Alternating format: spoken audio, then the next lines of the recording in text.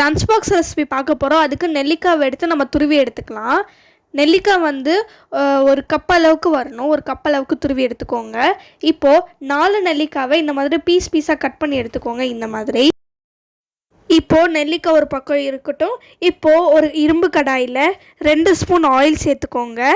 Oil சேர்த்துட்டு 1 teaspoon கடுகு, 1 teaspoon சீரகம் நம்ம சேர்த்துக்கலாம். 1 டீஸ்பூன் கடலைப்பருப்பு, 1 டீஸ்பூன் உளுத்தம் பருப்பு நம்ம சேர்த்துக்கலாம்.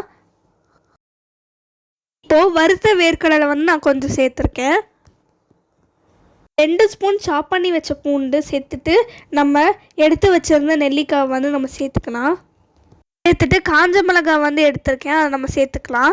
4 காஞ்ச மிளகாய் சேர்த்துட்டு ஒரு வாட்டி நல்லா மிக்ஸ் பண்ணிவிட்டு நம்ம துருவி வச்ச நெல்லிக்காய் வந்து நம்ம சேர்த்துக்கலாம். சேர்த்துட்டு ஒரு வாட்டி நல்லா மிக்ஸ் பண்ணிவிட்டு 1 ஸ்பூன் உப்பு, 1/2 ஸ்பூன் மஞ்சத்தூள் சேர்த்துட்டு ஒரு வாட்டி நல்லா நம்ம கலந்து விட்டுக்கலாம். இப்போது பெருங்காயத்தூள் 1 ஸ்பூன் சேர்த்துக்கலாம். 1 டீஸ்பூன் பெருங்காயத்தூள் சேர்த்துட்டு கருவேப்பிலையில கொஞ்சமாக சேர்த்துட்டு ஒரு வாட்டி திருப்பி நல்லா ஒரு வாட்டி கலந்து விட்டுக்கிட்டேன். வடித்து வச்ச சாதத்தை நம்ம உதிரியாக நம்ம சேர்த்துக்கலாம். சேர்த்துட்டு ஒரு லோ ஃப்ளேம்லேயே நம்ம மிக்ஸ் பண்ணி எடுத்துக்கணும். சாதம் வந்து லைட்டாக உடையாமல் பார்த்து பொறுமையாக மிக்ஸ் பண்ணி எடுத்துக்கோங்க. இந்த மாதிரி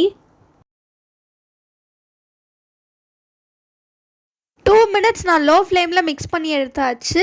இதை வந்து சுட பிளேட்டில் வந்து சர்வ் பண்ணி எடுத்துக்கலாம். இப்போ கடைசியாக வந்து கொத்தமல்லி வந்து லைட்டாக ஆட் பண்ணிக்கிறேன்.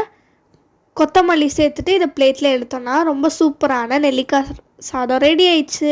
நீங்களும் ட்ரை பண்ணிட்டு எப்படி இருந்துச்சுன்னு கமெண்ட் பாக்ஸில் கமெண்ட் பண்ணுங்கள். நீங்கள் நெல்லிக்காய் சாதம் ட்ரை பண்ணியிருக்கீங்க இல்லையான்னு சொல்லிட்டு கமெண்ட் பண்ணுங்கள். தேங்க்ஸ் ஃபார் வாட்சிங்.